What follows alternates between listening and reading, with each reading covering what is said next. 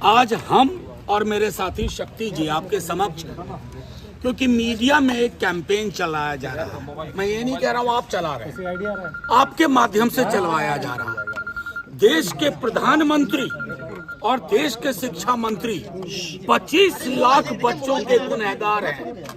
25 लाख बच्चे जो नीट की धोखाधड़ी से प्रभावित हुए हैं वो गुनहगार हैं। धर्मेंद्र प्रधान क्लीन चिट देते हैं और बाद में नाटक करते हैं जहां कुछ विसंगतियां हैं। गुजरात में क्या हुआ, हरियाणा में एक बीजेपी के मंत्री के स्कूल में उस केंद्र से 6 बच्चे टॉपर के लिए, तो पूरे देश में नीट को लेकर हाहाकार मचा हुआ है।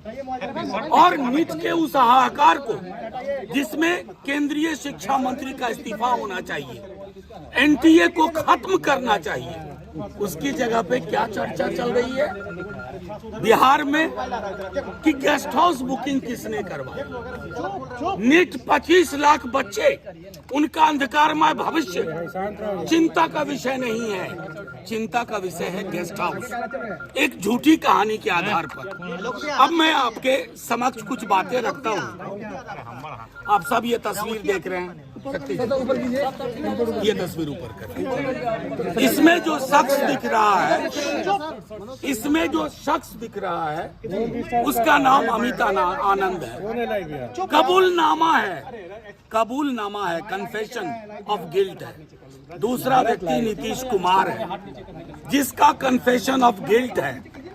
और ये तमाम चीज होने के बावजूद गेस्ट हाउस की एक कहानी बनाई जा रही है। मैं आप लोगों को कहना चाहता हूं, आप सबने सुना होगा कि मंत्री कोषांग, कौन से मंत्री का कोषांग रे भाई, पत्र संख्या 440, कहाँ है वो पत्र भैया? हमारे रिकॉर्ड में तो नहीं है। ये पत्र पैदा कौन कर रहा है? ये पत्र आ कहां से रहे हैं? सिर्फ इसलिए कि नीट में जो बड़े बड़े लोग हैं, किंगपिन हैं, एक जिले के लोग हैं, पूरे देश में वो नेटवर्क है। और उस नेटवर्क को बचाने के लिए आप झूठी कहानियां कर रहे हो। किस तरह की जुबान विजय सिन्हा जी बोल रहे हैं, जो खुद ही कबूल चुके हैं कि गेस्ट हाउस में उनके PS Pradeep Shrivastava room book कराते हैं। जिस व्यक्ति यादवेंदु का जिक्र होता है उसके बारे में सुन लीजिए कुछ तथ्यात्मक चीजें। 2020-21 में 28 जून को जल संसाधन विभाग संजय झा मंत्री जी से तारकिशोर प्रसाद नगर विकास में इनका पदस्थापन होता है, वहां सेवा देते हैं। और 30 जून 22 को उनको दानापुर और पटना पश्चिम का प्रभार सौंपा गया। मंत्री कौन थे? तारकिशोर प्रसाद जी। मैं ये कहना चाह रहा हूं कि ये पूरी कहानी जो चलाई गई, जिसमें एक सरकारी मुलाजिम को बदनाम करने की साजिश की गई, क्यों? कि बड़े चेहरों को बचाना है। जो नीट में अपराधी हैं, जिन्होंने ये षड्यंत्र रचा है, उनको बचाना है। धर्मेंद्र, मैं तो आपसे कहना चाहता हूं, आप सब समझदार लोग हैं। अगर इतना बड़ा घपला हुआ जो विजय सिन्हा जी कह रहे हैं, तो धर्मेंद्र प्रधान को इस्तीफा दे देना चाहिए। वो तो कह रहे थे कि कुछ हुआ ही नहीं। ये तो सीधे तौर पर धर्मेंद्र प्रधान जी ही क्यों, मैंने प्रधानमंत्री जी की जुबान से एक शब्द नहीं सुना। एग्जाम वॉरियर किताब लिखते हैं, एक्चुअली उनकी पूरी सरकार स्कैम की सरकार है।